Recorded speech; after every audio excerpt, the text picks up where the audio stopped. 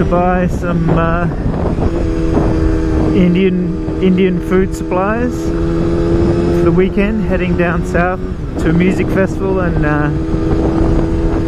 my wife's cooking for a house full of people, so yeah, heading out to get some Indian goodies, some vegetarian Indian goodies, so like some dal, okra for an okra curry, mushroom, what else? Pumpkin. Oh, nothing better than a pumpkin curry. So my wife's a particularly good cook, so and she's Singaporean Indian, but pretty much Australian. She's been here since she was pretty much about 10 years old, but she has a talent for cooking, so I'm a happy man. So yeah, heading out to the local Indian supply store, get some bits and pieces so she can cook up a storm, and a good excuse to get out on the bike. It's actually a really nice day. It's starting to cool down here in Perth a bit. It's taken a while. It's actually towards the middle of May now, and it's usually cooling down a little bit quicker than this, but we've been pretty lucky. It's still sort of been sitting around about the 25 to 30 degree mark during the day, and it's actually been as warm as sort of 15 degrees overnight, which has been perfect. But the last couple of days it's dropped to about 9 degrees overnight and about 22 degrees, yeah, about 22 to 24 degrees during the day, which, don't get me wrong, still really nice, but it's definitely cooling down. Not that we're that unlucky in terms of weather. I mean, the coldest we get during winter is probably, I don't know, I think we've hit 0 a couple of times, but it's fairly rare. It's not like it happens every day. For the most part, winter mornings, you're talking maybe the coldest part of winter, which probably only lasts about a month, maybe 6-7 degrees in the morning. And when I say in the morning, I mean like when I get up and go riding on my bicycle, it's usually about that temperature. And then daytime temperature of, say, somewhere between, I don't know, 15 and 18 degrees, let's say, which, you know, by a lot of places' standards in terms of the world is pretty mild. It's definitely a Mediterranean climate, and you know, it's pretty good, really. We don't get a whole lot of rain, so it does make it quite nice. In fact, if I took video of a winter's day with the sun out and clear skies, and one in the summer, you probably wouldn't be able to tell the difference. Well, unless you can see everything's a little bit burnt during the summer months, but otherwise I don't think you'd be able to tell the difference, because it literally is that nice. Obviously not as warm, but we have beautiful clear skies, you know, for most of the colder winter days, and a little bit of rain here and there, but it's usually rains. If it's going to rain, it'll be in the morning or in the afternoon. Yeah, so lucky people, I guess. Anyway, back to the topic at hand, Indian food. Don't know if well, of course everyone loves Indian food, right? That's a universal constant. Unless you've never tasted Indian food before, but then you're probably not really living. Indian food is amazing. In fact, well, I shouldn't say Indian food, Southeast Asian food, let's say, because there's just so much flavour in that general region. I was back in Singapore a couple of weeks ago for a birthday party, and you just stuff your face full of fantastic food. Some really great local cuisine in Singapore.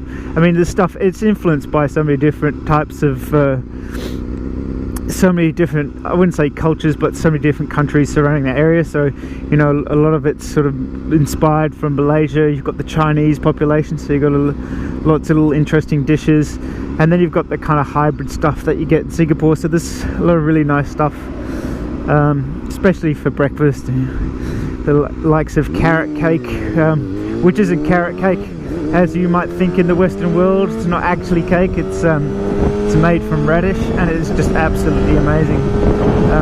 What else is really good? A Malaysian type dish would be like a nasi lemak, which is a typical breakfast in Malaysia, and Singapore as well, I guess, for a lot of people, which is rice, ikan bilis, which is it's like a fried fish, like fried little fish, which is quite like salty and crunchy. Usually I think they put a little bit like a bit of coconut stuff in the rice. Then you usually have your sambal, which is like a hotish sort of chili.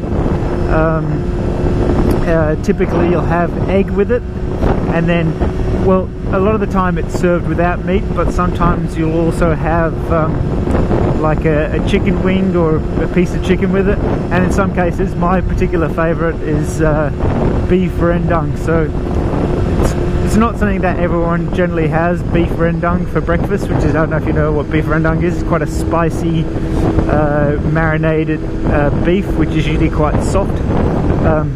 If you haven't had it before and you see it on a menu, beef rendang, amazing.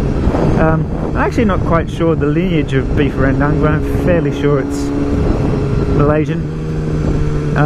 But yeah, amazing, amazing, amazing. It sounds a bit strange eating sort of spicy stuff for breakfast, but you get used to it. It's actually a really good start to the day.